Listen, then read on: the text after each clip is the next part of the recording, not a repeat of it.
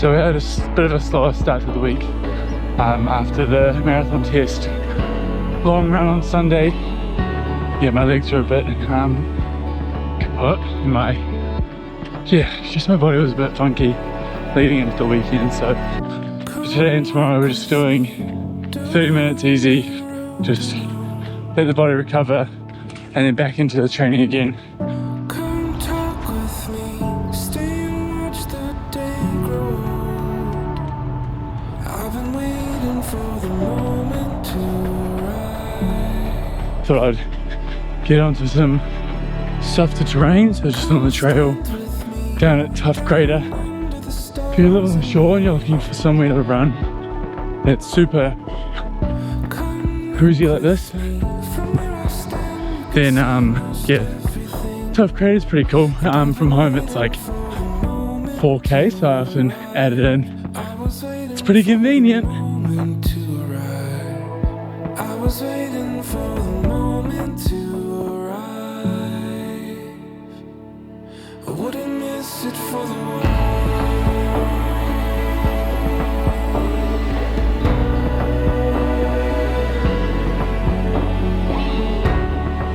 This GoPro is so much better than the phone. I forgot to download my podcast for today's easy jog, and yeah, my phone actually died, so that's kind of annoying.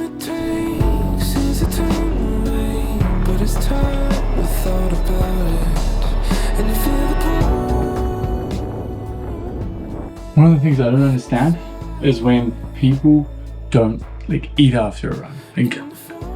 I find when I run, I just finish and I'm so hungry. I just smash back some 40 thieves, bro. It's so easy to just have a peanut butter sandwich. Just have a peanut butter sandwich after you run. Simple.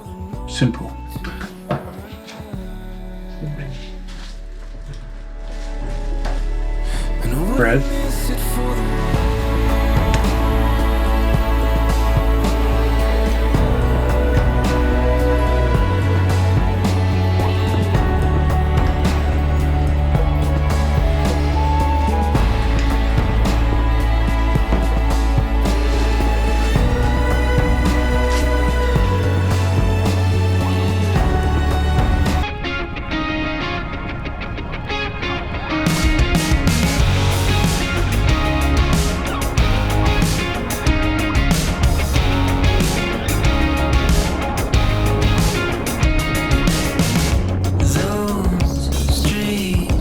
Getting my easy 30 in this morning. Coach's orders to take it a little bit easier, so just a bit of grass, a bit of darkness. Just sticking to soft surfaces again today. Just to let the body recover. And yeah, just easy 30.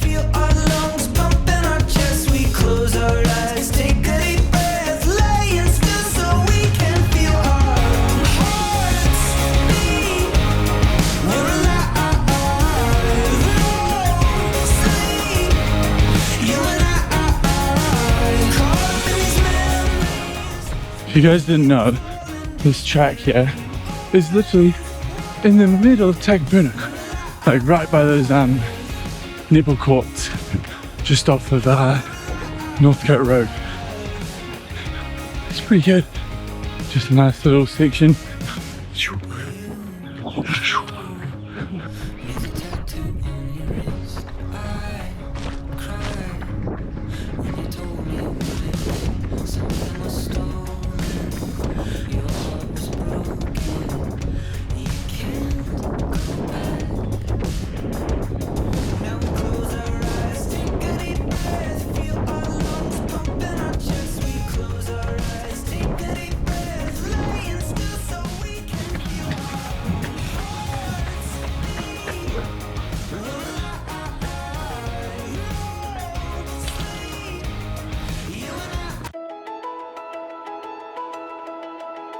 Alright. You've caught me in action of creating, I think it's week 1. I think this is cool to see. Like, I'm currently doing the week review or the week recap while also editing the YouTube video that this is going in. From today to race day, I'm gonna find out how long that is, right? Yeah, week 1 means race week. I prefer to do it counting down. It kind of creates that sort of like, how many weeks to go? Let's recap this week. This is week 14 of my marathon training, if we're counting down. So this week is 14, next week 13, and race week is week 1. Last weekend I did the test, which was in my last YouTube video. So my coach wanted me to kind of just take a couple days easy after the long weekend with speed work on Saturday and then the long run on Sunday. It was kind of like my first weekend back. So now we're into the Chicago build, like this is kind of official, we've started. Tuesday, I took it easy, 30 minutes as coach's orders, 6K 451s around Tough Crater, as you saw earlier. That is kind of like a really nice place to just go for a run. Then the next day we ran from home, 30 minutes as well, 6K, a bit slower at 458, just a bit slower because I was making some Instagram reels, just having a bit of fun while I was doing an easy run. And then Thursday I did 45 minutes at easy as well. Bit of a hilly one on that one. It was pouring down, so I didn't take the camera because the camera I have been using is not waterproof like that. That was at 439, so I did 200 meters elevation over 10K. Not much, but yeah, still a significant amount more than I'm usually doing. Then Friday, OTB, raining again, 8K that day, I did 446s, that was 40 minutes. So OTB is 20 minutes out, 20 minutes back, same route. It means that you can just run whatever pace you want to run and it doesn't matter what other people are doing around you because you'll still do 40 minutes total and end up at the same place. So it's kind of, everyone finishes and starts at the same time. Then on Saturday, I just did 4K easy. This is kind of where I was a little bit shocked by what my coach decided to put me through.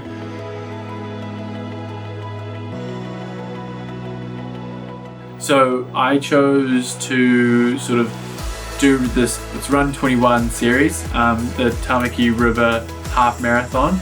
It was 21K, obviously it's a half marathon.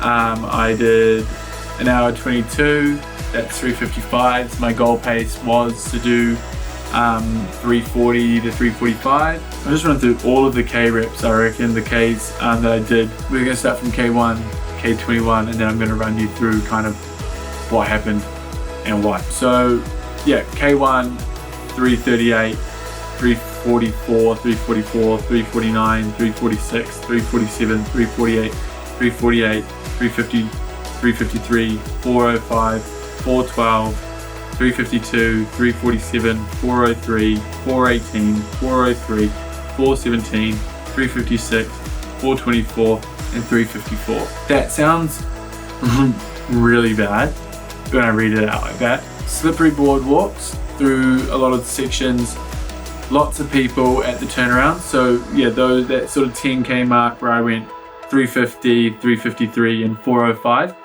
It was like I had to stop running, otherwise I was just going to take people out, and you can't be doing that. Like, it's just part of it. But I was pretty chuffed, like compared to the week during the test where I was, I did 4K and then I was above 355s, whereas here I went all the way 11Ks before I was above 355s.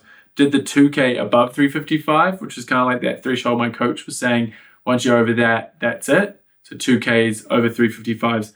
I did that, but then I dropped back down to 350, 347. It was a nice place to go for a run, but if you're someone going quicker, you're almost running into the back of the traffic. That is one thing I don't understand about races. You should never start the slow people first. If this race hadn't have started in the way it did, I wouldn't be complaining about this. I wouldn't be complaining about the traffic because there would be none. But in this circumstance, there was so many people in front of us that were dodging that you go out and back, which means you're in a situation where you've got people who have started before you because they are slower. That means that you're running in the back of them, but then you've also got the people who have started with you who are those sort of 2 hour 30 sub, and you've got them coming towards you once you've turned around. So you're running to the back of people at the same time as they're running towards you, and it's a basically 2-person footpath. So if you're at the front, you're having to zigzag through people, and there are clumps. People run together, so it's not their fault. I'm not blaming the people. It's definitely not their fault. It's the race organizers. They just need to maybe think about this again, and maybe next year just sacrifice a bit of time that it's gonna end up having on the course, because it makes it more enjoyable for people who are at the front. Otherwise, good. I guess that's the week. Bit of a long chit chat at the end. I need to practice a bit more, kind of talking during the runs, but then also recapping straight afterwards. 58k week for week 14. Tuesday workout, just easy runs in the middle of the week. Day off on Friday, obviously day off tomorrow. Nice long run on Saturday, that marathon race pace, which is kind of that 3:40 pace. And then Sunday, I've got double 15k at 4-minute K pace. Be nice if you subscribed, and if you would have liked my video, maybe leave a comment about what you think was good about this week's video, what you liked about my training or anything like that. Just remember, every rep matters. I find that a lot of people don't warm up properly for races. Basically, I'm going to show you a few of my favorite sort of exercises to do before a run, and I'm just going to walk you through them. First thing I start with is always a jog. I think getting out for a jog, but not a slow jog. I think it's sort of that, what you'd consider maybe your tempo, your slower tempo. So I try to warm up between 410s to 420s, that sort of between that slower tempo and easy, I guess you could put it. The next one I do is called A-skips, which is kind of like an emphasized run. So it just kind of like warms up those hip flexors and all the other muscles involved. Then you're doing a B-skip, which is just basically the same as an A-skip with the exaggerated sort of hamstring pull. Like when you run, you are going forwards. So with an A-skip, you're just going down, whereas that B-skip pulls back. The next one is what I call butt kicks. Butt kicks are more of a high knee, I guess some people would call it. It's just exaggerated A-skips, I guess, but in a running form. Just warming up the same sort of muscles, but more active. These are straight leg bounds with calf emphasis. I think warming up your calves is one of the most important parts of running. You spend a lot of time using your calves, so making sure that they're warmed up and relatively ready to go. Just your generic leg swing. Leg swings. Once you've done your jog, you've done your warm up. I find leg swings quite important. There's a bit of debate whether these are actually doing anything. Like some people say you could do 1,000,000 leg swings and it won't help. But I think they're good. I think they just make you feel good. They warm your muscles up, they stretch them.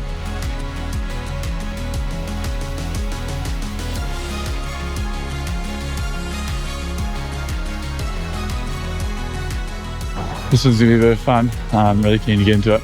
But I found a wild James. Cue him.